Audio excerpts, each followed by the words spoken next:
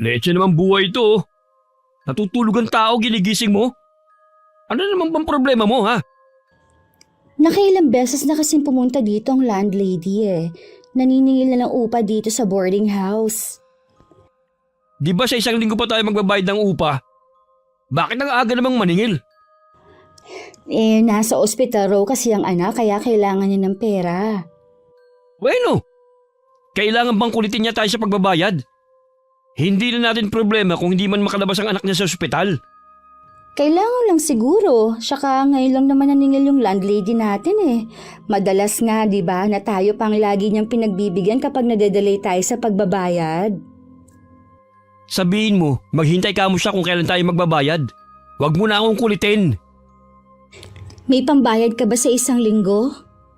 Saan ako kukuha ng pambayad ha? Kita mo nga wala akong trabaho Dapat kasi matagal ka nang tapos sa college Kung bakit kasi nagloko ka? Wow, nagsalita ang magaling. Ikaw rin naman Ilang subjects ang bagsak mo? Kung pala absent ako, mas marami kang hindi ipinasok sa akin. Tanggapin mo na hindi ka rin gagraduate. Kaya nga gumagawa ako ng paraan Hindi ko pwedeng biguin ang itay. Marami na siyang isinakripisyo sa akin. Ano pa magagawa mo? Tanggapin mo na lang ang katotohanan. Ay, walang dapat sisihin kundi ikaw. Bakit ako sisisihin mo? Gaga ka pala Kasi nga, lahat ng ibinibigay na allowance at pambayad ng tatay ko, hinihingi mo rin. Puro pagala ang gusto mo, imbis na pumasok tayo. Gusto mo rin naman, di ba? Sabi mo nga gusto mong maranasan ang mga hindi mo naranasan nun. Gusto mong bumili ng bagong cellphone, laptop. Walang dapat sisihin kundi ikaw lang. Ay, natatakot ako Baka makarating kay itay na hindi ako makakapagtapos ng kolehiyo. Kung ako sa'yo, ipagtapat mo na lang habang maaga pa. Sa umpisa lang naman magagalit ang itay mo Gaya ng mga magulang ko. Kita mo nga hanggang ngayon hindi pa rin sila nagsasawa na pag-aralin ako. Iba naman ang mga magulang mo Nakakaluwag kayo sa buhay.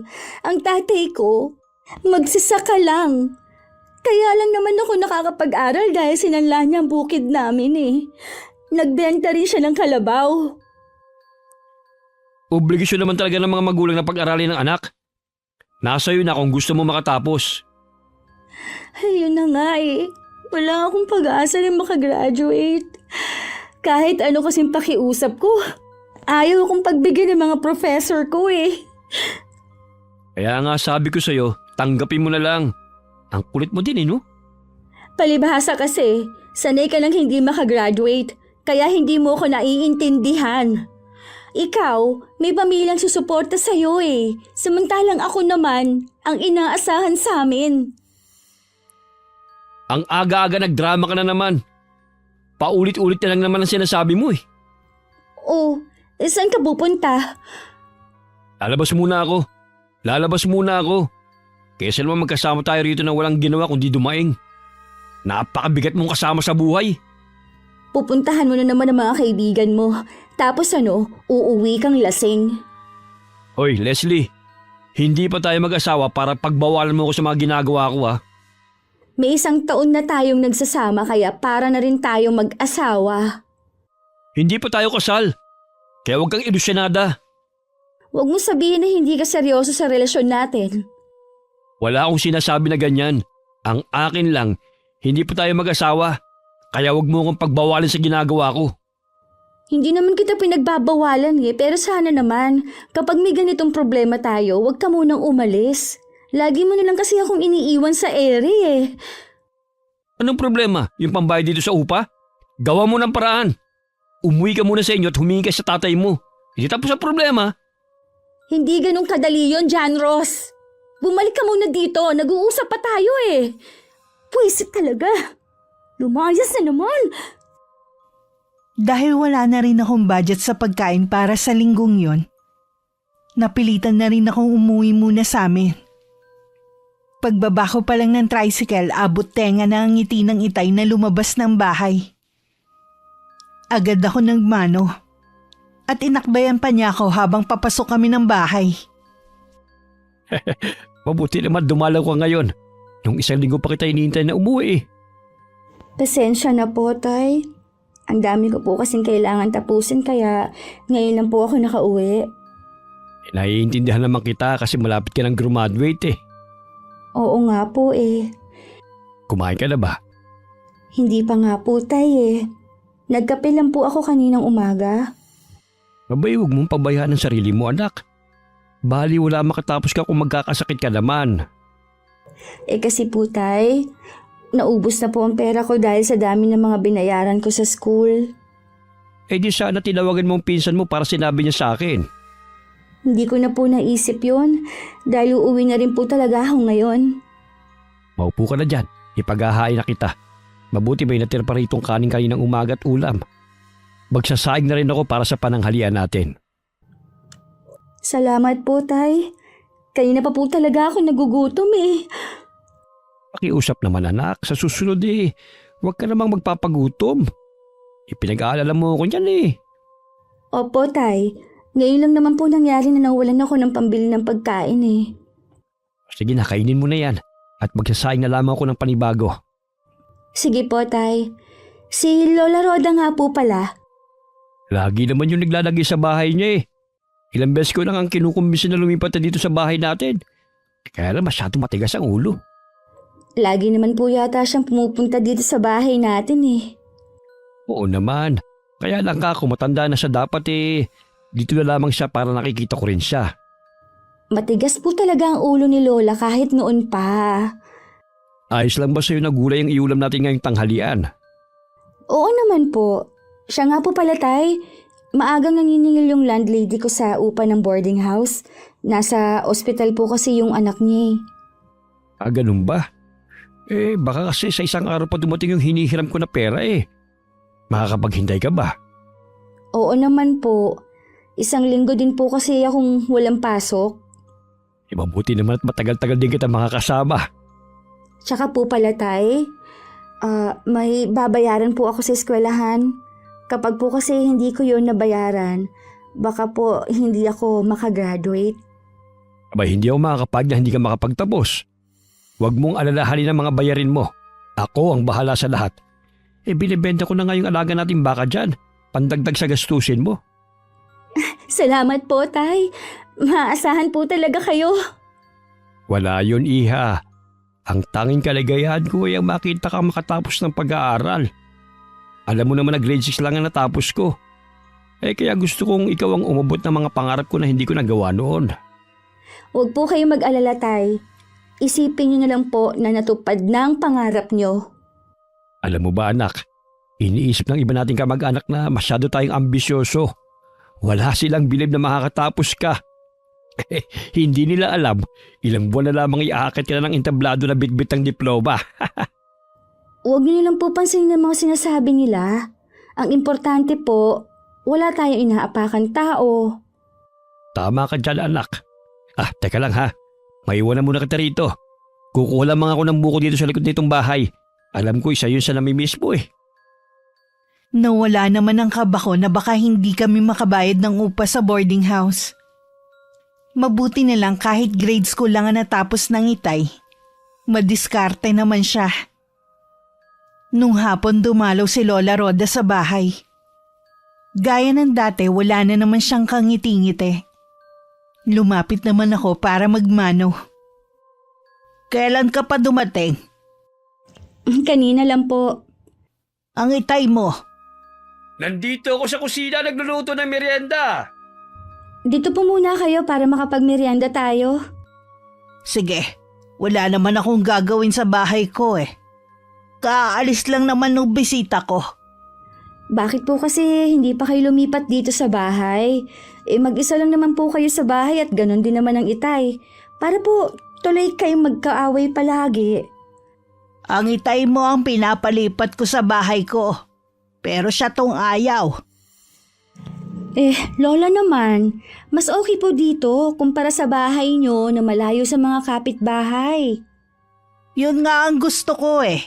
Malayo sa mga tao. Mas tahimik. Walang mga mata na laging nakasubaybay sa bawat gagawin ko. Sige na po, Lola. Hindi na po ako makikipagtalo pa. Panalo na po kayo. Siya nga pala, malapit ka na magtapos, hindi ba? Opo, La. 3 buwan na lang po. Mabuti naman konting panahon na lang pala. Masusuklian mo na rin ang mga sakripisyo ng ama mo. Nawala sa kanya ang bukid, kalabaw, at pati itong bahay na sanla niya. Ngayon naman binibenta niya ang alaga niyang baka. Nakasanla po itong bahay? Oo, nakasanla ito sa bangko. Dahil sabi mo kailangan mo mag-boarding house at pambayad mo na rin sa tuition fee mo. Hindi ko po alam na pati po pala itong bahay isinanla ng itay. Kaya pagbutihin mo ang pag-aaral mo, ha? Para naman hindi masayang ang hirap ng iyong ama. Merienda muna tayo. Nagluto ako ng maruya. Ang dami kasing nahinog na saging na sabay. Tay, sinanla niyo po pala ang bahay na to? Oo anak. Kasi kailangan mong magbayad ng tuition fee at sa boarding house mo pa. Wala na kasi ako mapagkunan pa eh. Hindi ko na alam kung kanino pa ako lalapit. Hindi niyo po kasi nabanggit sa akin eh. Sabi ko nga sa anak mo, pagbutihin ang pag-aaral para hindi masayang ang sakripisyo mo. Aba, lahat na naipundar mo eh. Naipagbili mo na para lang makapag-aral siya. Tungkulin ko po na papag-aralin ng anak ko. Ayoko siyang matulad sa atin na tama na makabasa at may sulat lamang ang pangalan. Sige na, kumain muna tayo. Bigla tuloy bumigat ang pakiramdam ko. Nang malaman na pati pala ang bahay namin na isanla ng itay para sa akin. Nang maibigay na ng itay ang perang pinagbentahan ng baka, nagpaalam na rin ako na babalik ng boarding house. Ngunit ganun na lang ang gulat ko sa nadatnan. May kahalikan na ibang babae si John Ross sa mismong boarding house na inuupahan namin. Mga hayop! Dito pa talaga sa boarding house natin kay gumagawa ng kababuyan! Leslie, akala ko ba sa isang linggo ka babalik? Akala mo lang yun! Sinong babaeng yan, ha? Kaya ba nanlalamig ka na sa akin? Siya ba ang dahilan, ha? Sumagot ka! Hayaan mo muna ako magpaliwanag. Walang hiya kang babae ka, ha? Wala ba kumakamot sa'yo, ha? At sa boyfriend ko ikaw nagpapakamot? Kakalbuhin kitang babae ka! Sige na, Jean. Umalis ka na. Bitihon mo nga ako! Hoy, babae! Huwag kang tumakas! Duwag! Tama na, ano ba? Nakakaya sa mga kapitbahay natin. Puwisit ka! Ito para sa'yo! Bakit mo ako sinampal, ha? Sumusobra ka na talaga. Anong sumusobra, ha? Ikaw tong nahuli ko na may ibang babae sa mismong boarding house na akong nagbabayad. Ang kapal na mukha mo. Hindi ka na nahiya. Wala naman yung nakita mo eh. Pinalalaki mo lang eh. So, ako pa pala ngayon ang may kasalanan? Ha?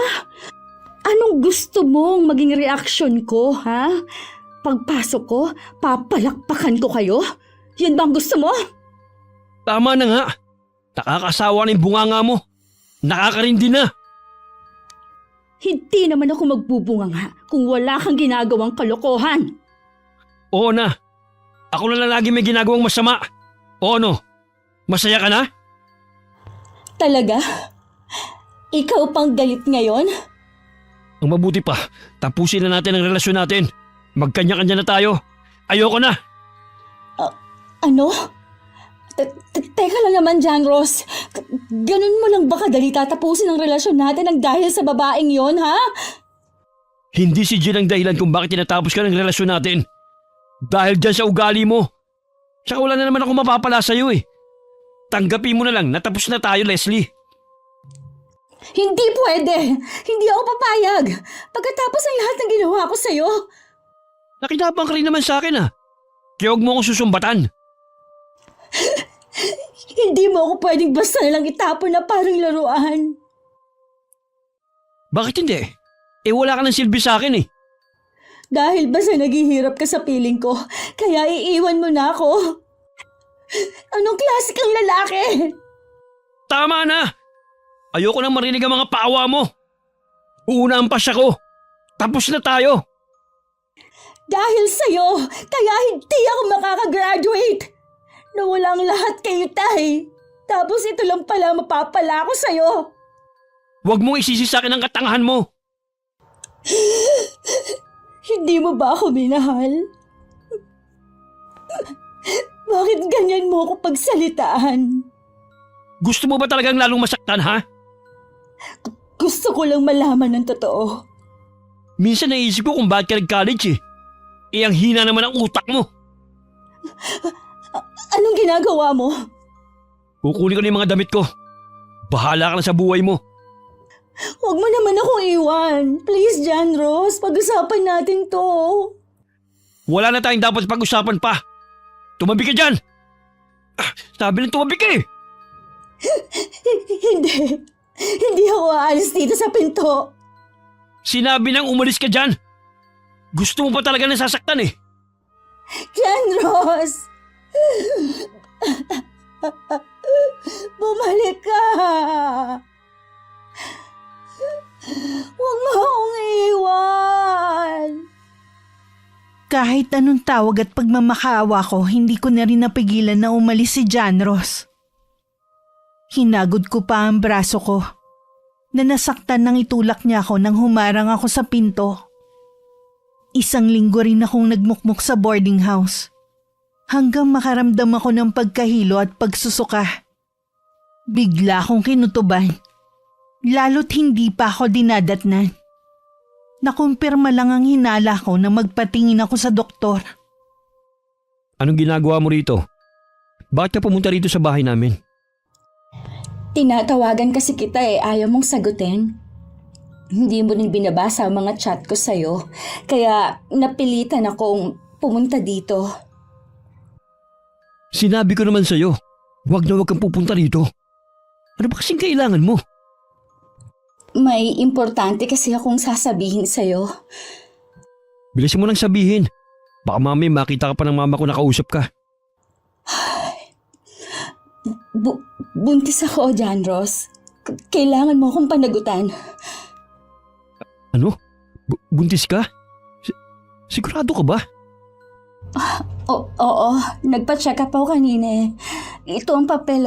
Tingnan mo ang resulta para maniwala ka. Hindi maaari ito. Kailangan gumawa ka ng paraan para mawala yan. Sisirain lang yan ang buhay ko. Pagkatapos mong malaman na buntis ako, yan pang sasabihin mo. Ibis na matuwa ka dahil sa wakas magiging ama ka na. Paano ako matutuwa? Baka tuloy na ako itakwil ang mga magulang ko pag nalaman na nabuntis kita. Para kang hindi lalaki.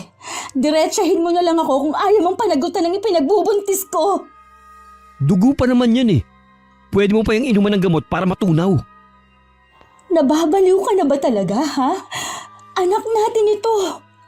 May buhay din siya.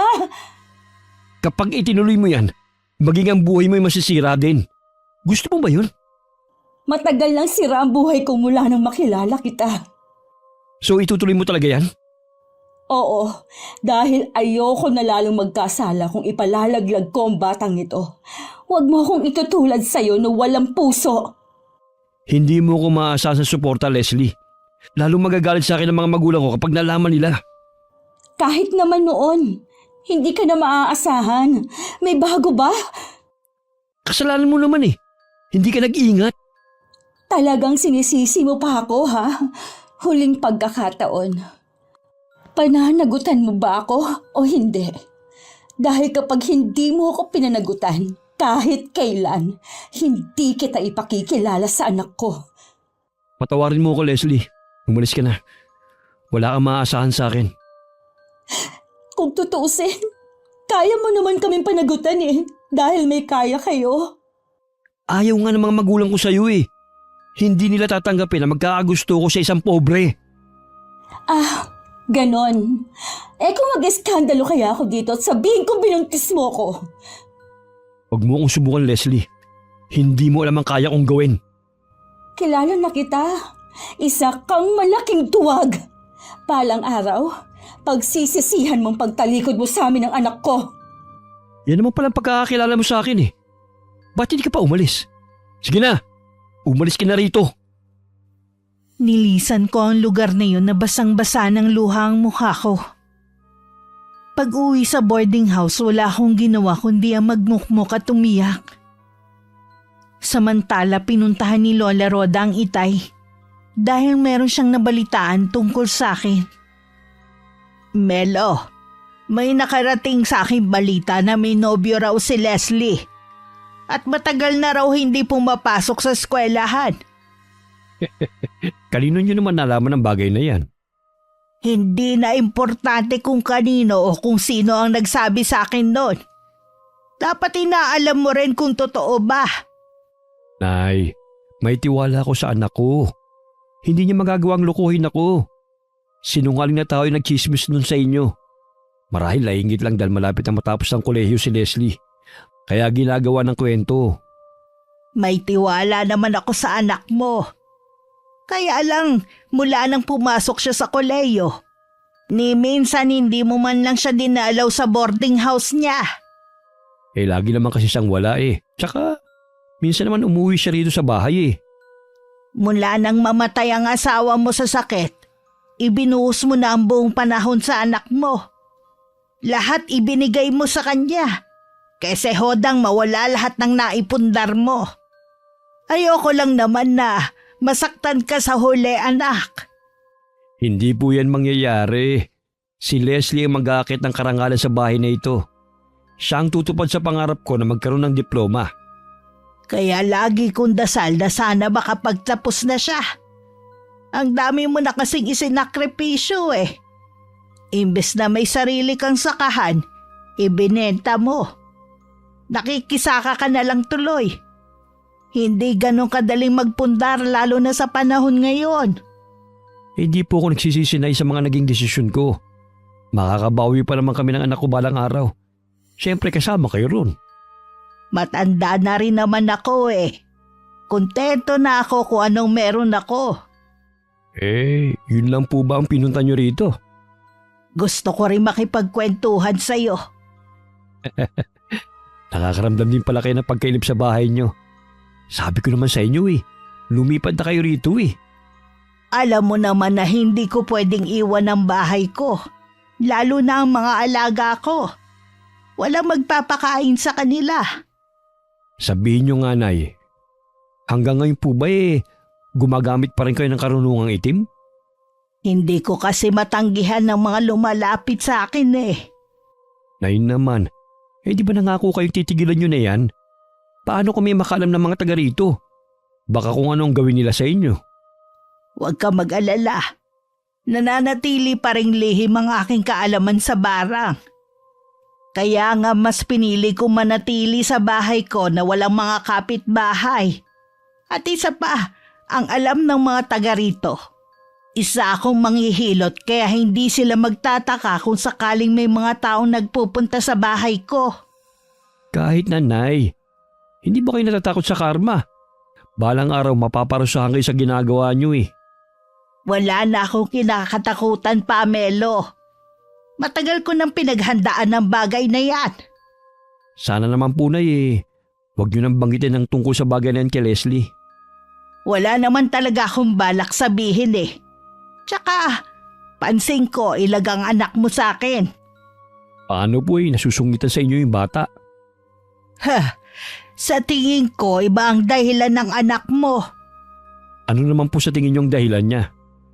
Basta, alam kong may iba siyang dahilan. Kayo talaga, Nay, kung ano-anong iniisip niyo tungkol kay Leslie. Dito na po pala kayo magtanghalian para may kasalo naman ako. Namumugto na ang mga mata ko pero wala pa rin akong tigil sa pag-iyak. Sumasakit na rin ang ulo ko sa kakaisip sa problemang kinakaharap ko. Isang hapon hindi ko inaasahan ang pagdalaw ng itay. Na nun lang niya ginawa. Tay, ano pong ginagawa niyo dito? May pinuntahan kasi akong kakilala na malapit dito. Kaya naisipan ko na rin dumaan. Ang laki rin pala ng boarding house mo. Buti po natuntun niyo itong tinitirhan ko. Nagtanong-tanong lang ako. Buti marami ang nakakakilala sa'yo rito. Sa tagal ko ba naman dito hindi pa ba nila ako makikilala? May gusto po ba kayong inumin o kainin? Bibili po ako sa may tindahan. Huwag ka na mag-abala. Kahit tubig na lang. Napakainit sa labas eh. Sige po, pasensya na tayo ha. Hindi nga lang ito malamig. Ay, ayos lang yun anak. Hindi naman ako sanay sa malamig na tubig eh. Teka, pumasok ka ba sa eskwelahan ngayon? Opo tay, halos kararating ko nga lang din po Buti pala inabutan kita. Ang dami mo palang gamit dito no? Halos kumpleto na. Yung iba po dyan mga regalo lang ng mga kaibigan. Bala ko na nga po na ibenta ang iba dyan Sabagay nga. Hindi mo naman yan magagamit sa bahay kapag umuwi ka na. Sa totoo lang anak, excited na ako sa pagtatapos mo. Ganon din po ako, tay. May kumakalat kang chismis sa atin eh. Ano naman pong chismis tungkol sa akin? Mga tao talaga sa atin, kaya ayokong umuwi dun Meron ko na raw nobyo at hindi ka naman talaga napasok sa eskwelahan. Magtatapos na nga ako Kung ano-ano pa rin sinasabi nila. Palibasa kasi mga inggit. Hindi pa mabulok ang dila ng taong nagsabi nun. Tako huwag mo na lamang silang pansinin pa. Titigil din sila, oras na makapagtapos ka. Tulungan mo pala ako anak na mamili ng isushoot ko sa graduation mo ha. Gusto ko maporma ako sa araw ng pagkatapos mo Oo naman po. Matagal pa naman po makakapaghanda pa kayo. Alam mo, kung totoo naman na may nobyo ka nga, kaya ng sinasabi ng iba, ay hindi naman ako magagalit. Ang mahalaga sa akin hindi siya naging hadlang para makapagtapos ka. At saka gusto kong makilala rin siya. Wala po akong boyfriend. Hindi po yon ang priority ko. O paano? Baka kasi gabihin pa ako sa daan Tsaka magpahinga ka na rin. Alam kong pagod ka sa pag-aaral mo Mag-iingat po kayo sa pag-uwi ninyo. Titignan ko po kung makauwi ako sa atin sa susunod na linggo. 1 buwan pa bago ako nagpasya na umuwi sa amin. Wala na rin kasi akong pang-upa. Bago yun, ibinenta ko muna ang mga gamit ko. Wala na rin kasi akong pera. Hindi ko alam kung dahil lang buntis ako. Ang dami ko kasing gustong kainin. Kahit gusto kong magtipid, hindi ko naman mapigilang bilhin ng mga gusto ko. Pag-uwi sa amin, masaya akong sinalubong ng itay. Kinuha pa niya ang iba kong gamit sa tricycle. Dinala mo na yata ang lahat ng gamit mo rito sa bahay. Ang totoo po niyan, hindi na po ako babalik sa boarding house.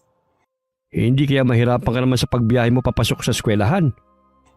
Hindi naman po tay. Ang totoo niyan, pwede na po akong hindi pumasok. Practice na lang naman po para sa graduation ang gagawin namin. Oo nga pala, 1 buwan na lang gagraduate ka na. Opo tay. Sa wakas anak, nagbunga na rin ang paghihirap natin at mga sakripisyo. Oo nga po. Dumating ka na pala, apo. Kararating ko nga lang po Mano Paula? Di lang po dumadalaw si Leslie sa atin. Dito na po siya titira. Talaga ba? Paano ang pag-aaral mo? Nagpa-practice na lang po kami kaya ayos lang po kung hindi na kami pumasok. Teka lang, parang may kakaiba yata sa'yo Mukhang tumaba ka rin kumpara nung huling uwi mo rito. Malakas lang po akong kumain ngayon kaya tumaba ako. Tay, Lola, magpapahinga lang po ako sa kwarto ko. O sige iha, tatawagin na lang kita kapag kakain na tayo. Kailan ba ang graduation ng anak mo, Melo? Sa 1 buwan na po, Nay. Kakaiba ang kinikilos ng anak mo Kausapin mo siya. Dahil nararamdaman kong meron siyang pinagdadaanan ngayon. Wala naman po akong napansin na kakaiba sa kanya. Maliban po sa parang matamlay siya. Wala namang masama kung kakausapin mo ang anak mo. Baka mahuli ang lahat. Sige po, Nay. Kakausapin ko siya sa ibang araw. Hayaan na lang po natin magpahinga ang bata. Bakit nga po pala kayo nandito? Nakausap ko kasi yung pinagsanlaan mo ng bukid. Ano nga pala ang plano mo? Lumalaki na kasi ang tubo nun. Nag-aalala ko na baka hindi mo na matubos yon. Ang totoo po niyan bala ko nang ipagbili sa kanya yung bukirin na yun. Hihingi na lamang ako ng dagdag na bayad. Hindi ako makapaniwalang mawawala sa atin ang bukirin na yon na naipundar ninyo ng ama mo. Ganun po talaga. Maintindihan naman yun ng itay. Ginawa ko naman yun para sa anak ko O siya, ikaw na lang ang makipag-usap sa taong pinagsanlaan mo ng bukid mo. Uuwi na muna ako at meron kasi kong inaasahan na bisita. Dahil sa pagbubuntis ko, madalas tanghali na akong gumising. Lagi kasi kong inaantok. Mabuti nilang hindi nagtataka ang itay. Hindi rin niya ako nahuhuli na nagsusuka. Dahil lagi siyang maagang umaalis ng bahay. Ngunit hindi ang matalas na pakiramdam ni Lola Roda. Nung araw na yon, maaga siyang pumunta sa bahay namin. Lola, ano pong ginagawa niyo dito? Wala po ang itay Alam ko na nasa bukid siya ng ganitong oras. Hindi naman siyang ipinunta ko rito Lagi ka ba nagsusuka sa umaga? Nalamigan lang po ang tiyan ko kaya ako nasuka. Sa tingin mo kaya mapaglalalangan mo ko? Ho? Hindi ko po kayo maintindihan. Alam kong buntis ka. Kitang-kita sa paglaki ng tiyan at balakang mo. Hindi po ako buntis. Talaga lang pong nalamigan lang ang tiyan ko. Huwag ka na magsinungaling pa. Hindi mo rin yan may tatago pa. Kaya mabuti pang magsabi ka na ng totoo. Patawarin niyo po ako, La. Hindi ko naman po sinasadya Sino ang ama ng ipinagbubuntis mo? Si John Ross po, boyfriend ko. Kaya lang po, ayaw niyang panagutan dahil ayaw ng mga magulang na sa akin. Alam mo bang dudurugin mo ang puso ng ama mo kapag nalaman niya ito? Alam ko po, kaya nga sobra akong binabagabag ng konsensya ko Halos gabi-gabi kong iniisip kung paano sasabihin kayo tayong kalagayan ko. Kailangan sa lalong madaling panahon ipagtapat mo na sa kanya ang totoo. Bago may ibang tao pa ang magsabi sa kanya. Tumitsyempo lang po ako. Sasabihin ko rin po kay Itay. Subukan mo pa rin na kausapin ang ama ng batang ipinagbubuntis mo.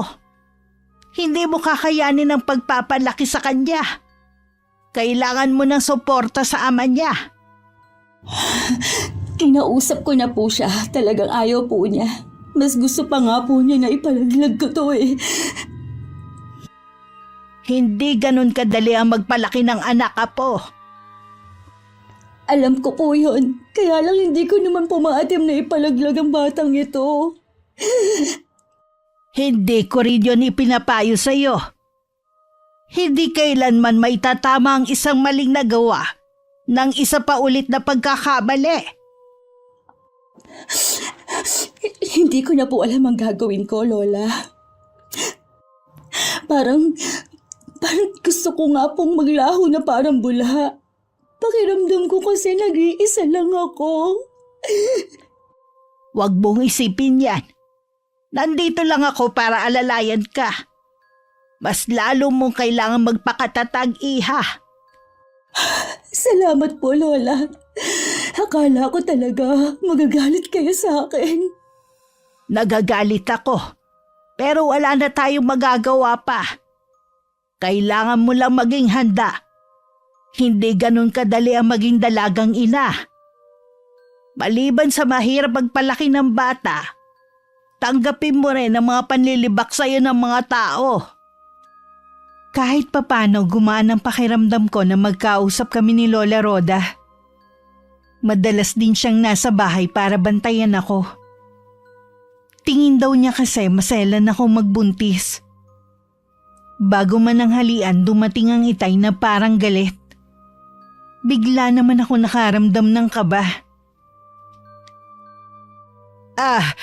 May problema ba, Melo? Meron, Nay. Matagal na pala tayong niloloko ng anak ko. Tay, Bakit, Leslie? Paano mo ito nagawa sa amin? Sa akin na ama mo, Alam mo na ba ang tungkol sa... na matagal nang hindi pumapasok sa eskwelahan ng apo nyo. Ano? Hindi ka na pumapasok? Kung ganun saan mo dinadala ang perang ibinibigay sa'yo ng itay mo? Tay, kanino niyo po nalaman ang bagay na yan? Kanino ba ka mo? Sa mismong kaklase mo na si Angeline. Anak siya ng pinagsanaan ng bukid natin. Dahil sabi mo, pambabay sa tuition mo. Tay, hayaan niyo po akong magpaliwanag. Oo.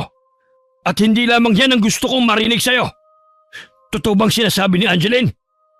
Matagal ka nang hindi pumapasok? Sumagot ka! Opo, Tay.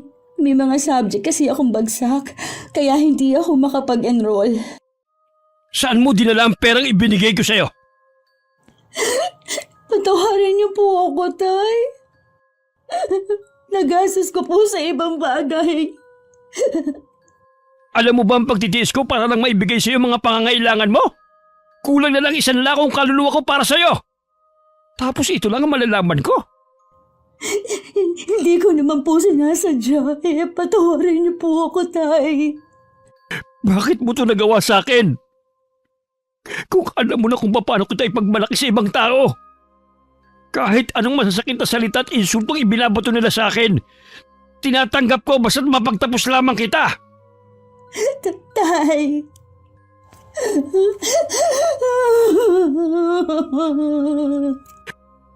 Melo, saan ka pupunta? Pagbalik ko, ayaw na kitang makita pa rito. Mula sa araw na ito, bahala ka na sa buhay mo. Hindi mo pwedeng gawin yan sa anak mo. Pagkatapos ng mga panluloko niya sa atin, mas gugustuhin ka pang mawala ng anak kaysa makasama ang manlulokong yan. Melo, higit na kailangan tayo ng anak mo dahil sa kalagayan niya. Buntis si Leslie. Ano, Nay? Buntis?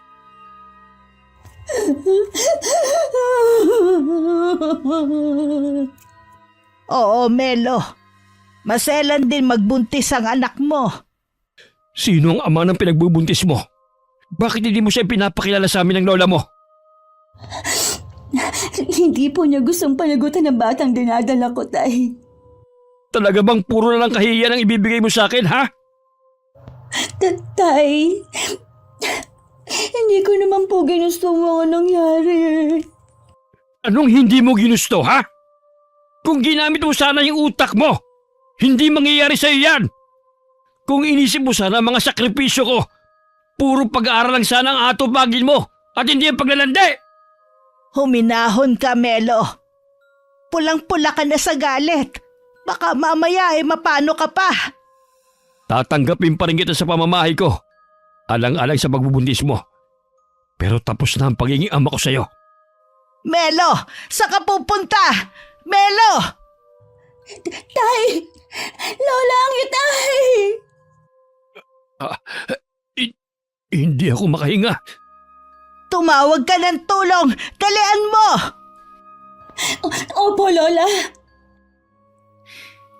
Isinugod namin sa ospital ng araw na yun ng itay. Tinulungan kami ng mga bababait naming kapitbahay. Inatake sa puso ang itay. Mabuti na lamang naagapan. Kasalukuyan pa siyang inoobserbahan ng mga doktor. Ang isang kamag-anak namin ni Lola Roda ang magbabantay kay itay. Dahil hindi ako pwedeng magtagal sa ospital dahil sa kalagayan ko. Ganon din si Lola. Walang dapat sisihin dito kundi ako. Tama lang na itakwil ako bilang anak. Wala na tayong magagawa, nangyari na. Ipagdasal na lang natin ang agarang paggaling ng ama mo. Gusto kong bantayan ang Itay. Kahit dun man lang makabawi ako sa kanya. Huwag na sanang matigas ang ulo mo. Alam mong bawal magbantay ang buntis ng pasyente. Naroon naman ang pinsan mo. Alam niyo po ba na may sakit sa puso ang Itay? Noon ko pa napapansin ang paghagod-hagod niya sa dibdib. Kaya lagi ko siyang pinapayuhan na wag nang pumunta sa bukid kapag sobrang init. Pinipilit ko rin siya na magpatingin sa doktor. Pero matigas talaga ang ulo ng itay mo. Alam ko kasi na tinitipid niya ang sarili niya para lang may maibigay sa iyo. Hindi ko mapapatawad ang sarili ko kapag may masamang mangyari kay Itay. Walang masamang mangyayari sa ama mo. Kaya tumahang ka na sa kakaiyak. Makakasama yan sa dinadala mo. Ako naman po ang nakagawa ng kasalanan. Sana po, ako na lang ang parusahan. Huwag na ang Itay. Sana, maging aral na sa'yo ang nangyari. Kapag naging padalos-dalos ka sa mga ginagawa mong desisyon, madalas hindi maganda ang resulta. Alam ko na po ngayon. Hindi ko na po uulitin ang ginawa ko. Kapag lumabas ang itay mo sa ospital, doon na lang kayo sa bahay tumuloy. Bakit po? Paano itong bahay? Palagay ko isa rin sa iniinda ng tatay mo iilitin na itong bahay ninyo. Mas mabuti nang doon na lang kayo sa bahay dumiretso kaysa makita pa niya kung paano kukunin ang bahay na ito. Baka lalo lang makasama sa kanya. Ano ba itong nagawa ko? Kaya hindi mo rin masisisi ang itay mo. Lahat nawala sa inyo. Tapos hindi naman ako nagtapos. Saan mo ba kasi dinala ang perang ibinibigay sa'yo ng ama mo? Mula nang makilala ko po si John Ross, doon po ako natutong magluko. Lahat po ng mamahaling na gamit binili ko. Madalas din po kaming lumabas at mamasyal. Sabik po ako sa mga ganong karanasan. Kaya madali niya akong naimpluwensyahan.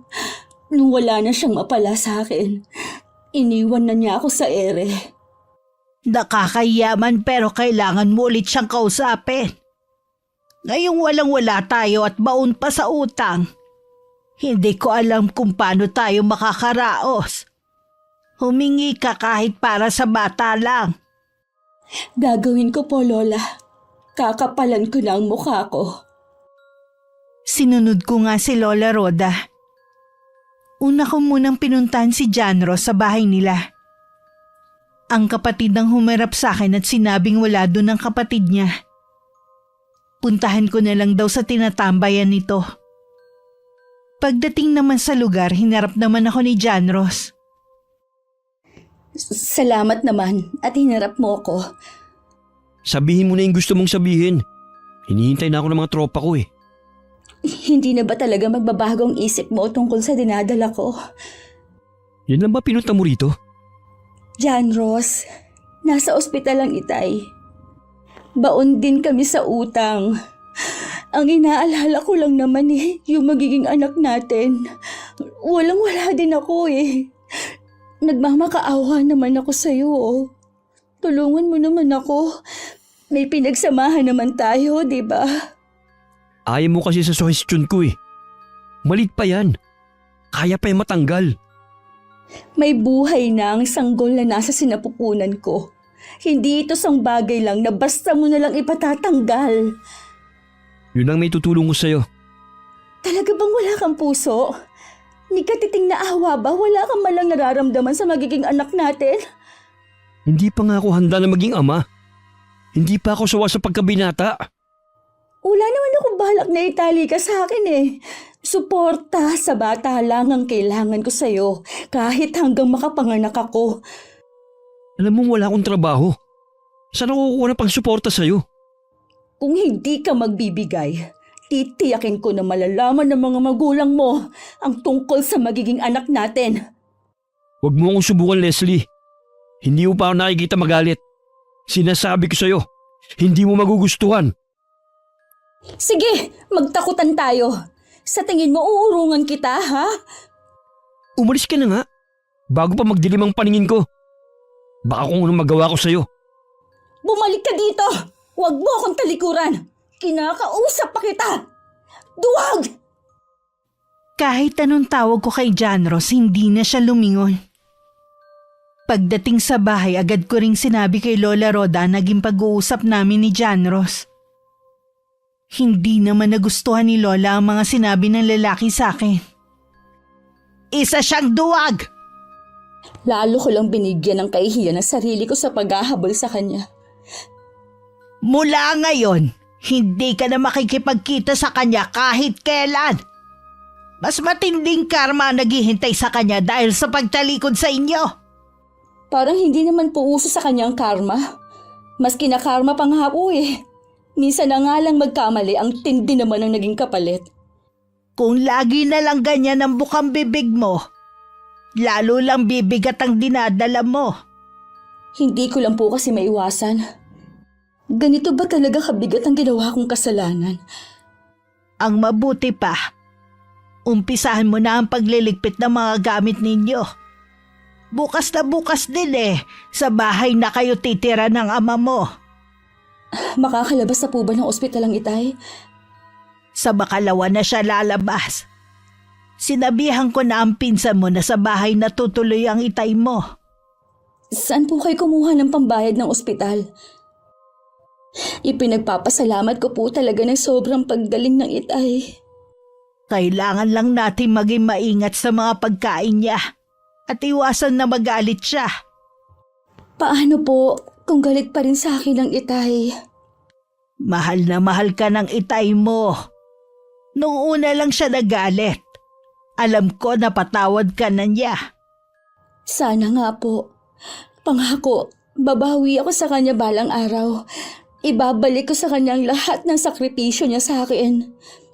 Gamitin mo ang karanasan mong yan para mas maging matapang sa pagharap sa panibagong yugto ng buhay mo. Ayokong nakikita ka na iniiyakan mo ang lalaking iyon. O anong nangyari sa'yo? Opo, Lola. Mag-aayos na po ako ng mga gamit namin. Yung mga magagaan lang ang ayusin mo, ha? Ipapautos ko na lang sa mga pinsan mong lalaki ang iba ninyong mabibigat na kasangkapan. Opo, halos magagaan lang naman po at kaunti ang mga gamit namin dito sa bahay. Hindi man lang siya makabili ng gamit dahil sa akin napupunta. Kahit naman noon, simple lang ang gamit na gusto ng ama mo. Kung ano lang ang ginagamit dito sa bahay. Lola, may nakakaalam na po ba ng kalagayan ko? Kailangan kong sabihin sa pinsan mo nagbabantay sa itay mo. Nagtataka kasi siya kung bakit hindi ka maaaring magbantay sa ospital. Sigurado, hindi magandang iniisip nila sa akin. Hindi ko po kasi sila trinato ng maayos noon. Tingin ko po sa kanila mababa dahil hindi man lang nakatapos ng high school. Ang pagiging suplada mo na maana mo sa nanay mo. Yan ang kailangan mong baguhin, apo. Hindi po kaya huli na ang lahat? Lahat may pagkakataon na magbago. Basta bukal sa kalooban mo. Mula po ngayon, babaguhin ko na po ang trato ko sa kanila. Nang makalabas ang itay sa ospital, hinatid na siya sa bahay ni Lola Roda. May ilan kaming kamag-anak na dumalaw. Gusto ko sana makipag-usap sa mga pinsan ko.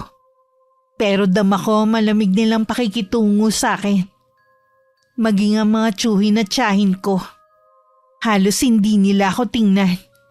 Hindi ko naman sila masisi. Dahil ganun din na naging pakitungo ko sa kanila dati. Bakit ka nagmumukmuk dito? Nandyan na po ba sila? Nakaalis na silang lahat. Ang itay po. Nakatulog na siya. Bakit hindi ka nakisalamuha sa mga pinsan mo kanina?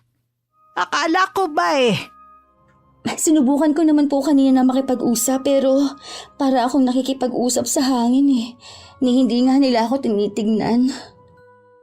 Hindi lang kasi sila sanay na pinapansin mo. Hindi po, Lola. Hindi po ako manhid. Malamig po talaga ang pakitungo nila sa akin. Ramdam ko na ako ang sinisisi nila sa nangyari kay Itay. Hindi talaga yun maiiwasan. Kahit ako nararamdaman ko rin na gusto kitang sisihin. Piruin mo, Sinabihan na nila ang itay mo noon na hindi ka na pumapasok. Pero mas pinili pa rin ng itay mo na maniwala sa iyo. Hindi naman po ako nagtatampo sa kanila. Alam ko naman po na kasalanan ko rin. Makakasundo mo rin ang mga pinsan mo. Bigyan mo lang sila ng panahon. Opo, Lola. Pupuntahan ko lang po ang itay. Sasamahan na kita. Nakakausap naman siya kaya lang hinihingal nga lang.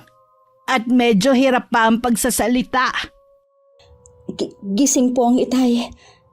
Sige na, lapitan mo na siya. Alam ko kanina ka pa niya gusto makita at makausap. Tay? Kumusta na po ang pakiramdam niyo? Ayos lang anak. Patawarin niyo po ako, Tay. Kung alam niyo lang ang takot ko na baka mawala na rin kayo sa akin katulad ng inay. Pinatawad na kita anak. Ingatan mo ang sarili mo ha. Para sa apo ko. Opo. Sige na po, Tay. Magpahinga pa kayo. Babantayan ko po kayo. Magpapahinga na rin talaga ako. Hinintay lang talaga kitang puntahan mo ako rito. Nag-aalangan po kasi ako eh. Baka po kasi galit pa rin kayo. Alam mong nag-iisa lang kitang anak. Ikaw na lamang ang tanging alaala ng nanay mo sa akin. Hindi ko magagawang magalit sa'yo ng matagal.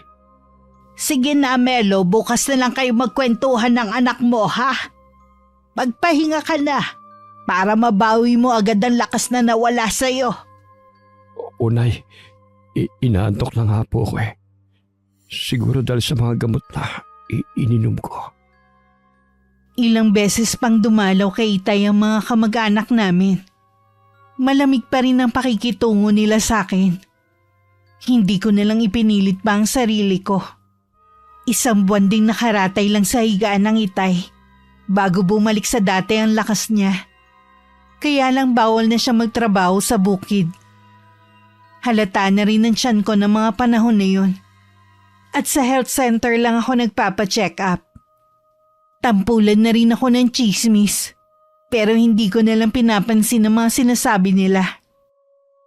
Leslie! Leslie! Nasa kwarto po nagtutupi ng mga damit na mga nilabhan. Saan ba kayo galing, Nay? Doon sa health center. Oh, La, tawag niyo po ako? Ito. Kinuhanan kita ng gamot sa center. Akala ko po, sabi ni Ate Alma wala na raw pong gamot para sa buntis. Sinabi lang yun ng pinsan mo dahil gusto kanyang pagdamutan. Bakit naman po? Hanggang ngayon kasi galit pa rin sila sa iyo. Kaya po pala ganun ang trato niya sa akin sa center kumpara sa ibang buntis na nagpapatingin din. Bakit ba sila galit na galit sa anak ko? Ano bang ginawa ni Leslie sa kanila? Sa pagkakatanda ko hindi naman sila pinapansin. Hayaan niyo na lang, Tay. May karapatan naman silang magalit sa akin pagkatapos ng mga nangyari. Kung ako nga napatawad na kita dapat kinakalimutan na rin nila ang mga nangyari. Tay, wag na po kayo mainis. Alalahanin niyo, bawal na sa inyong magalit. Tama ang anak mo. Yung gamot mo pala ininom mo na ba? Tapos na po, Nay. Doon na po muna kayo sa kwarto niyo, Tay. Napagpagat na palitan ko na rin po ang higaan niyo. Magpahinga na po muna kayo. Sige. Mayun ko muna kayo dyan ha. Salamat naman at bumalik na sa dating sigla ang ama mo. Medyo payat nga lang po siya dahil kailangan bantayan ang pagkain niya. Ganun talaga kung gusto pa niya mabuhay na matagal. Kailangan niya sundin ang sinabi sa kanya ng doktor. Inabuso rin kasi niya ang sarili niya kaya binabawian na siya ngayon. Hindi rin po pala maganda ang sobrang sipag. Oo naman. Ito nga pala ang gamot mo. May kailangan lang din akong gawin. Kinuha ko na rin ang gamot na hiningi ni Lola sa health center. Kinagabihan hindi ako makatulog. Biling baliktad ako sa higaan. Laman ng isip ko si John Ross. Paulit-ulit ko kasing naririnig sa isip ko ang pagtawag niya. Dahil sa puyat ako, tinanghali ako ng gising. Lola, may ginagawa po ba kayo? Wala naman, iha. Pumasok ka rito sa kwarto. Anong amoy po yun? Kandila ba? Buong magdamag kasi na nakasindi ang mga kandila sa altar. Ganun po ba? Ano po yung hawak nyo? Litrato po ba yan? Bakit po nasunog? Oo. Litrato nga ito. Nahagip kasi ng kandila kaya nasunog. Buti po hindi tayo nagkasunog dito sa bahay. Hindi yan dahil nagising naman ako agad. Mababaw lang naman ang tulog ko eh. Teka. Bakit mo nga pala ako pinuntahan dito sa kwarto ko? Kasi po Lola, nakalimutan kong sabihin kagabi na ubos na po ang gamot ng itay. Huwag ka mag-alala. Meron pa akong perang na itatabi rito. Malaki naman ang ibinayad sa akin ng mga nagpapagamot. Napansin ko po mukhang may mga kaya sa buhay yung mga nagpapagamot sa inyo. Oo. Sila yung mga nawawalan na ng pag-asa. Kaya sa akin lumalapit. Ibig lang pong sabihin nun, talagang magaling po kayo manggamot. Mabuti pa lumabas na tayo. Nasaan ba ang tatay mo? Nasa labas po, nagpapaaraw. Mabuti naman. Mamaya pumunta ka sa bayan para bumili ng gamot ng ama mo. At kung may gusto kang bilhin para sa sarili mo o sa ipinagbubuntis mo. Salamat po Sa kabila po na pareho kami ng itay na walang trabaho, nandyan po kayo para suportahan kami. Sapat naman para sa ating tatlo ang pensyon ko. Tsaka nga yung ibinabayad sa akin. Huwag ka masyadong mag-isip. Makakaraos din tayo, apo. Ang hindi ko lang maintindihan noon, kung bakit parang ayaw ni Itay na merong nagpupunta sa bahay para magpagamot. Katulad ng araw na yun, may dumating na babae. Maputi at matangkad. Makikita agad na may kaya sa buhay ang bisita. Nagpaalam ang Itay na pupunta lang sa bahay ng tiyuhin ko. Halata ang inis sa mukha niya. Isang kakilala na humingi na sa inyo ng tulong dati ang nagturo sa akin dito. Baka daw po matulungan ninyo ko. Nararamdaman ko na iba ang sadya mo sa akin. Handa po ako magbayad, kahit magkano. Basta matulungan niyo lang po ako sa problema ko sa anak ko. Ano bang problema ng anak mo? Hindi po kasi siya mapagaling ng mga doktor na tumingin sa kanya eh. Lalo pa nga pong lumalala ang kalagayan niya hanggang sa merong magsabi sa akin na baka binabarang ang anak ko. Pinayuhan pa kami na tigilan na namin ang pagpapadala sa anak namin sa doktor. Lalo lang daw kasing pinapalala nito ang kalagayan niya. Kaya lang ang asawa ko kasi hindi naniniwala sa barang eh. Paano mo naman natitiyak na binabarang nga ang anak mo? Namaga po ang mukha niya hanggang sa magkaroon yun ng nana. May lumalabas pong mga uod doon. Hindi lang yun, may alupihan na lumalabas sa tenga ng anak ko. Ilang beses na namin napatay ang alupihan na yun. Pero paulit-ulit pa rin na lumalabas doon. Para bang pinamamahayan na ng insekto ang loob ng katawan niya. Walang duda na may bumabara nga sa anak mo. Matindi ang galit ng gumawa nito sa kanya. Tila gusto mo na siyang pahirapan bago malagutan ng hininga. Sana sinama mo siya rito. Hindi na po niya kaya eh. Nabubulok na po kasi ang mga binti niya. Nagmistulang parang kahoy na matagal nang nababad sa tubig. Kung ganon wala nang manggagamot ang makakapagligtas sa anak mo. Kahit ang pinakamagaling na albularyo pa. Mula nang magkasakit si Jan, araw-araw pong dinudurog ang puso ko bilang ina. Ang maipapayo ko lang sa iyo, Humingi na lamang ng kapatawaran ng anak mo sa nagawa niya ng masama. Hindi lang daw niya alam kung kanino siya hihingi ng kapatawaran eh. Marami siguro siyang nagawa ng masama. Ano bang klaseng pagpapalaki ang ginawa niyo sa anak ninyo? Aminado po ako na hindi ako naging mabuting ina sa anak ko. Hindi ko siya tinuruan ng pakikipagkapwa-tao. Bago po siya magkasakit, meron siyang ipinagtapat sa akin. Meron daw siyang nabuntis na babae. Gusto daw sana niyang makabawi. Napag-isip-isip daw niya na mahal niya ang babaeng yun. Natakot lang daw siya sa amin ng kanyang ama na baka itakwil namin siya kapag nalaman namin na pumatol siya sa mahirap. May litrato ka ba ng anak mo?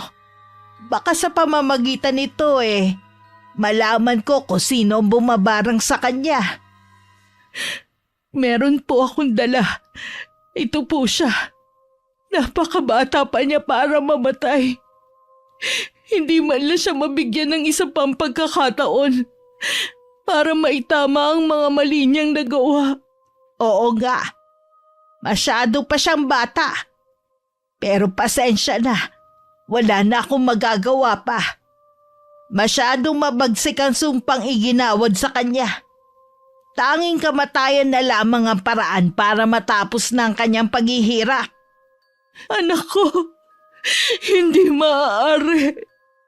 Ayoko mamatay siya. Tanggapin mo na lamang na hanggang doon na lang siya.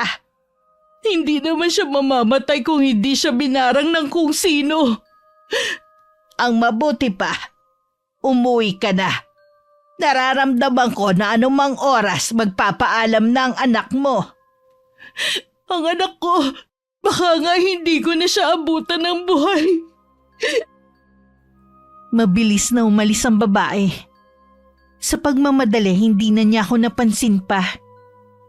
Pumasok naman ako sa silid kung saan nanggagamot ang lola. Naabutan ko siyang nakatungo at tila problemado. Lola? Alam kong narinig mo ang lahat ng sinabi ng bisita ko. Mahirap po ba talagang gamutin ng barang? Depende, iha. Sa kaso niya, naghihintay na lang ng kamatayan ng anak niya. Matindi siguro ang galit ng taong gumawa nun sa kanya. Imbis na kasi magpatawad na lang, mas pinili pa niyang ipabarang yung tao na yon. Sadya talagang malupit ang tadhana. Minsan kasalanan din ng mga magulang kung bakit lumalaking palalo ang kanilang mga anak. Kulang na nga sa gabay, sunod pa sa layaw, kaya hindi alam ang salitang responsibilidad. Naawa ako dun sa babae. Ramdam ko yung kagustuhan niyang iligtas ang anak pero sabi niyo nga, huli na para magamot pa ang anak niya. Kaya ikaw, iha, busugin mo sa pangaral at pagmamahal ang anak na isisilang mo para hindi siya maligaw ng landas katulad ng anak ng babaeng yon. Opo, Lola. Aalis po muna ako. May bibilhin lang po ako sa bayan. Sige, iha. Huwag ka lang magpapaabot ng hapon. Masama kasi sa buntis sa malamigan. Wala na yata yung bisita nyo, Nay. Sandali lang naman siya. Pinauwi ko na rin. Hindi po kasi kayang gamutin ni Lola yung anak ng babae. Binarang daw po kasi. Parang? Binarang ang anak niya? Opo, Tay. Naku, napakwento na ako. Alis po muna ako. Babalik din po ako agad. Mag-iingat ka, anak. Wala na si Leslie. Pwede niyo po bang sabihin sa akin kung sino ang bisita niyo kanina? Hay, ang babaeng bisita ko ay ang ina ni John Ross. John Ross? Ang lalaking tumalikod sa anak ko?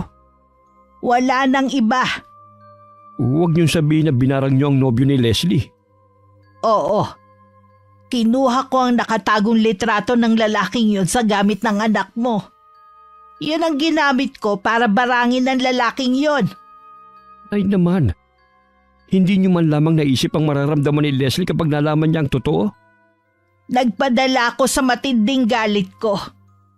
Ang lalaking yun ang punot dulo ng lahat ng nangyari sa atin. Mas gusto ko pa rin na ipasa Diyos na lang ang nangyari. Hindi nyo dapat inilagay sa kamay nyo ang paghihiganti.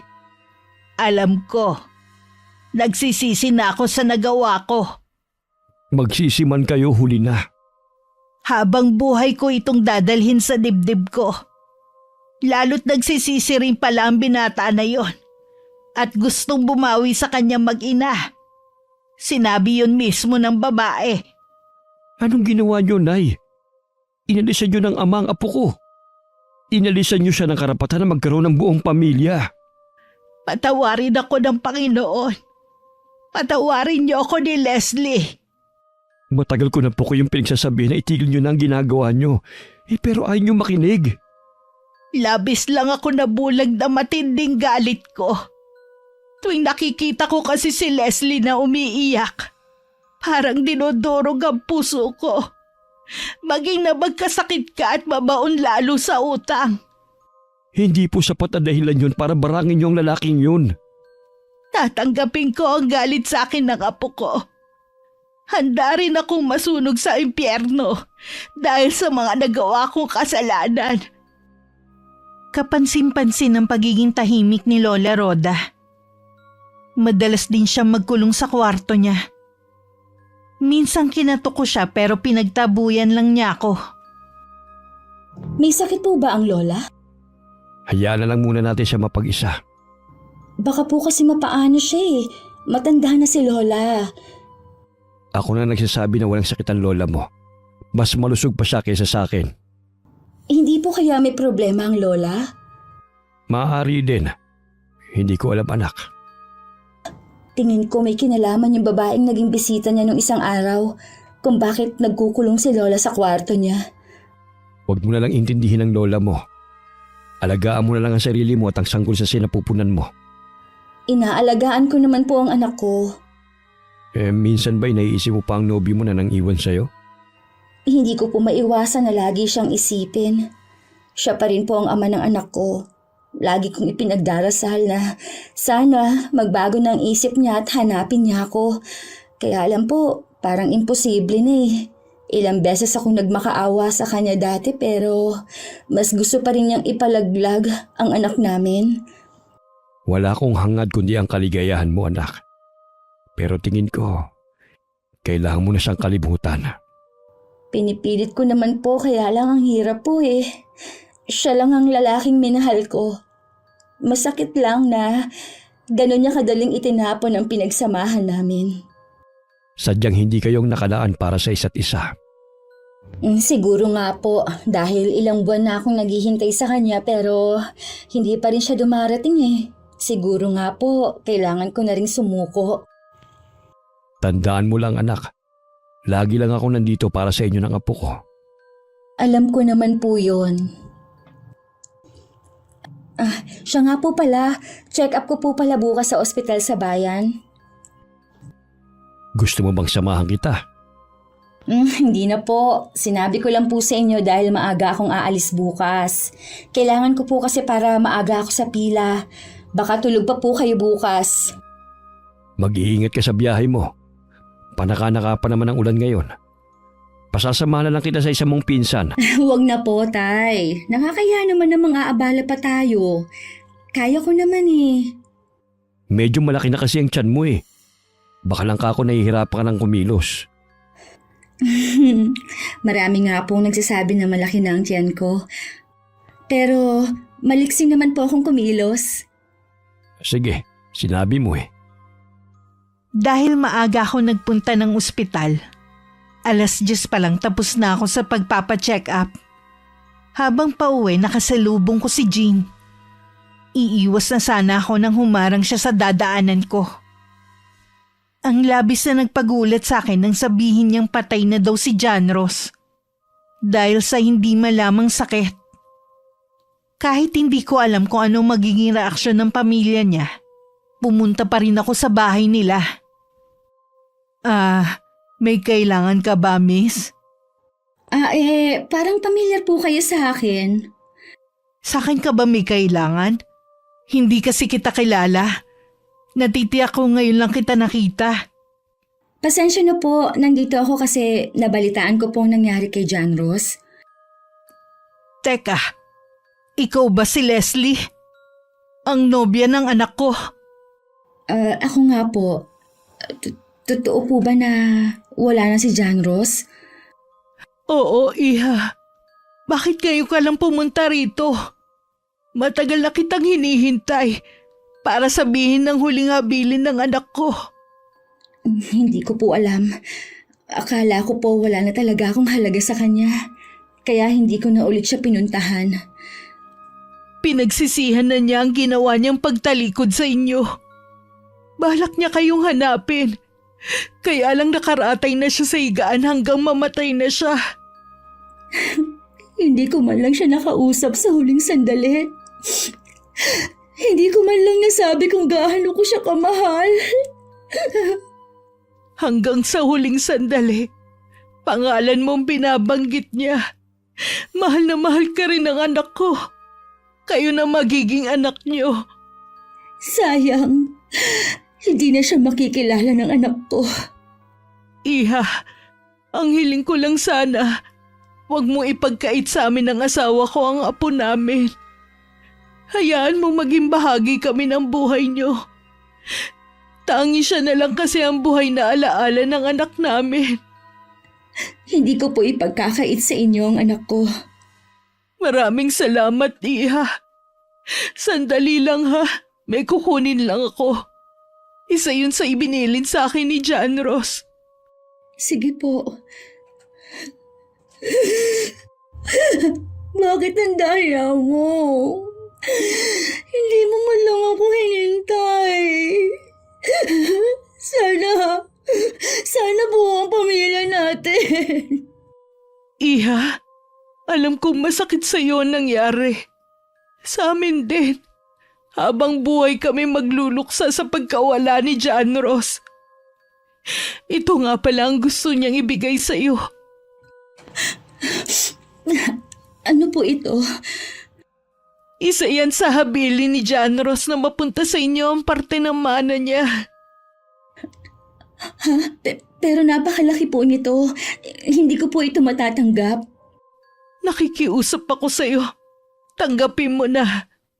Alam kong malaki ang naging kasalanan sa iyo ng anak ko. Naging dahilan din kami para hindi ka niya panagutan noon. Siguro kung hindi ka namin tinutulan sa umpisa pa lang, sana masaya kayo ngayon. Hindi ko po alam kung anong mararamdaman ko. Isipin mo na lang na para yan sa kinabukasan ng anak mo. Ayaw ni John Ross na maghirap kayo. Hanggang sa huli, kapakanan pa rin ninyo ang iniisip niya. Maraming salamat po. Kung nasaan ka man, John Ross, alam mong mahal na mahal kita. Umuwi ako sa amin na punong-puno ng pagdadalamhati. Sa kabila ng nararamdaman kong kalungkutan, may bahagi pa rin sa puso ko ang masaya dahil nalaman kong minahal kami ni John Ross at binalak hanapin. Anong nangyari? Bakit ka umiiyak? Nalaman ko po kanina na wala na si John Ross. Patay na po siya. Ano? Kanino mo nalaman yan? Yung pong babaeng nagpunta dito na humihingi ng tulong sa inyo. Siya po yung mama ni John Ross. Tahan na anak, baka makasama pa sa iyo ang pag-iyak mo. Marami po akong nalaman. Nagsisisi po si John Ross sa ginawa niyang pagtalikod sa amin. Gusto niya kaming hanapin, kaya lang po nagkasakit na siya. Hanggang sa huling sandali, kami ng anak niya ang iniisip niya. Katunayan nga po niyan, ito, iniwan niya sa amin. Ang laking halaga nito anak. Opo, yan po ang huli niyang habilin bago siya mamaalam. Patawarin mo ko, Apo. Hindi ko talaga sinasadya. Nadala lang ako ng galit ko. Bakit po, Lola? Bakit kayo humihingi ng kapatawaran? Leslie, ang Lola Rhoda mong responsable sa pagkamatay ni John Ross. Ho? Hindi ko po maintindihan. Sabi ng mama niya, sa barang daw namatay si John Ross. Paano may kinalaman si Lola sa nangyari sa kanya? Hindi totoong manggagamot ang lola mo. Ang totoo niyan, isa siyang mambabarang. Siya ang bumarang kay John Ross. Ha? Totoo po ba, Lola? Patawarin mo ko, Leslie. Gusto ko lang naman maipaghigante ang sinapit mo sa lalaking yon. Nabulag ako ng matinding galit ko. Siya ang sinisisi ko sa pagkawala ng kabuhayan ng itay mo. Pero Lola, sa ginawa niyo, inalisan niyo ng karapatan na makita at makasama ng anak kong kanyang ama. Alam ko, pinagsisisihan ko na ang mga ginawa ko. Ay, intindihan ko kung hindi mo ko mapapatawad na po. Iha, alam kong mali at malaking kasalanan ang ginawa ng lola mo. Pero pinagsisisihan na niya yun. Sana magawa mo siyang patawarin. Hindi man ngayon, pero sa mga susunod na araw. Mahal ko po kayo, Lola. Kahit masakit yung ginawa niyo, hindi ko po magawang magalit sa inyo. Kasi alam ko, ginawa niyo yun para sa akin eh. Hayaan niyo po muna akong mag-isa. Apo ko! Leslie! Hayaan na lang po muna natin siya. Masakit sa kanyang malaman ang totoo. Kung may babalik ko lang sana ang nakaraan, Melo. Hindi ko na lang sana itinuloy ang plano ko. Wala na po tayong magagawa, Nay. Sana lang po, yun ang huling beses na mambabarang kayo. Oo, anak. Matanda na rin ako. Nararamdaman ko na hindi na rin ako magtatagal pa sa mundong ito. Huwag niyo pong sabihin yan. Gusto ba po namin makasama kayo na matagal ni Leslie? Yung perang iniwan ni John Ross, matutubos na rin po natin ang bahay na nakasanla. Hindi naman pala siya lubusang masamang tao.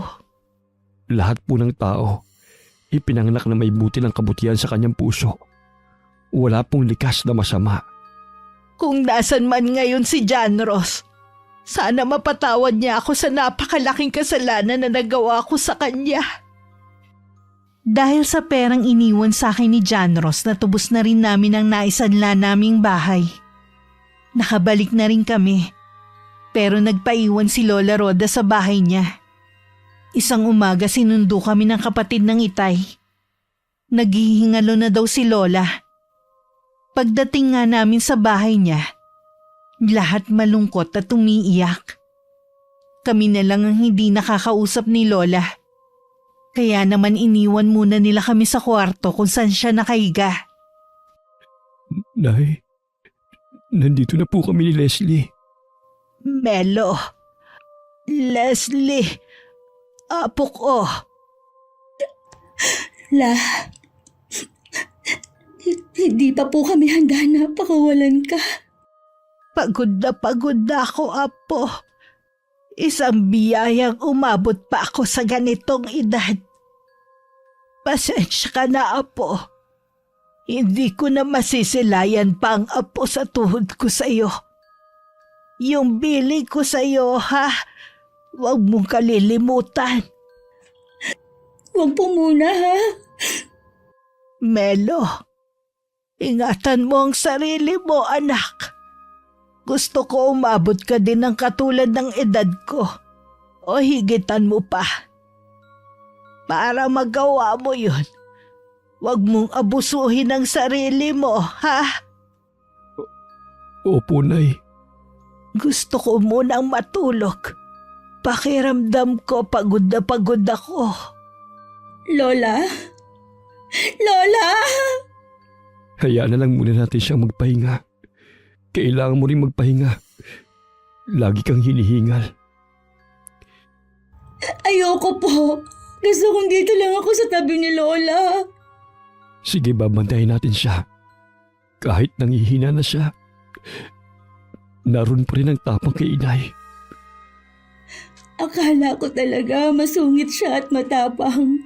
Yun pala, Siya ang pinakamabait na lola. Sana mas naging malapit ako sa kanya. Lola, mahal na mahal ko po kayo. Kinabukasan binawian na ng buhay si Lola Rhoda. Masakit man, nagpapasalamat pa rin ako na nagkaroon ako ng pagkakataon na masabi ko sa kanya ang nilalaman ng puso ko.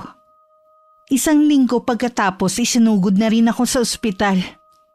Nang araw na yun nanganak ako ng malusog na sanggol na babae. Rodora ang ipinangalan ko sa kanya. Isinunod ko sa pangalan ni Lola. Makalipas ang 1 buwan, dinalaw ko ang libingan ni John Ross kasama ang anak namin. Bago umalis, nag-alay ako ng panalangin para sa ikatatahimik ng kanyang kaluluwa. Nagpasalamat din ako sa ibinigay niyang malaking halaga para makapagsimula kami ng anak namin. Wakas. Leche naman buhay ito.